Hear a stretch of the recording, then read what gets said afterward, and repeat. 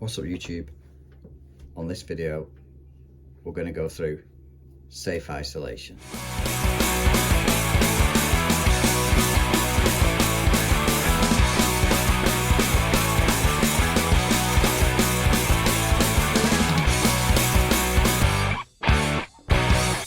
With the appliance on and our non-contact voltage indicator, which we approved is working, same with the multimeter on a proving unit, I'm just going to run it around the case.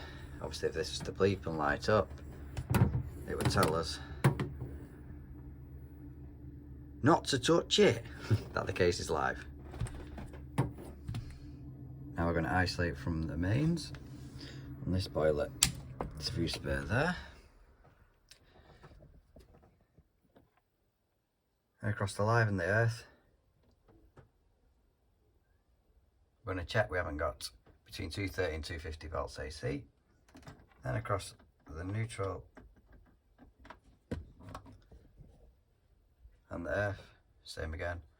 Checking we haven't got between 230 and 250 volts AC. Switching our multimeter to the ohms setting.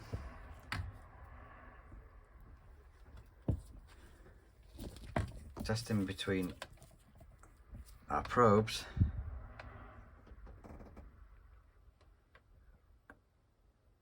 .1, so we need to minus that off every reading we get.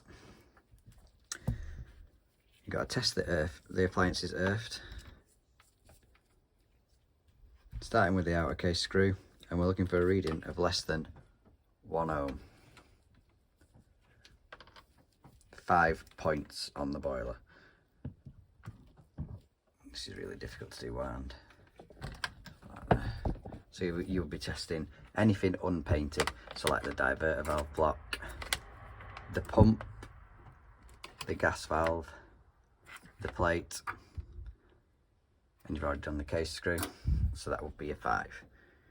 And you want a reading of less than 1 ohm. On the ohm setting, we're going to do a short circuit test. Check between live and neutral. Just putting our probes into live and neutral. On the terminal block, we want a reading of more than 20 ohms. Well, there we have 7.09 with a little K next to the ohms, meaning thousands. So we're way over 20 ohms. Below this could indicate a component failure, such as your pump or your fan. So you're already halfway down to breaking down the boiler if it was broke. Moving on to resistance to earth. So we go again on our terminal block. Live to earth.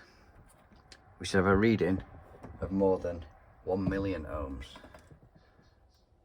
If it's going to settle over limit, million M next to the ohm sign. Again, we are within tolerance on that. Now we're going to do our AC polarity test. Switching it over to volts AC, the little squiggle. The squiggly line means alternating current, hence AC. The flat line is your DC, batteries, etc. We're going to do a polarity test now. Neutral and earth, which I've forgotten to turn the fuse pair back on. Neutral and earth.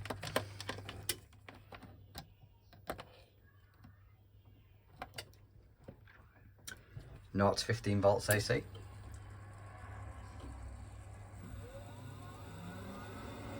Boiler's fired up now. 0.2, so we're happy with that. Live to earth next. Between 230 and 250 volts, we've got 248. Happy days.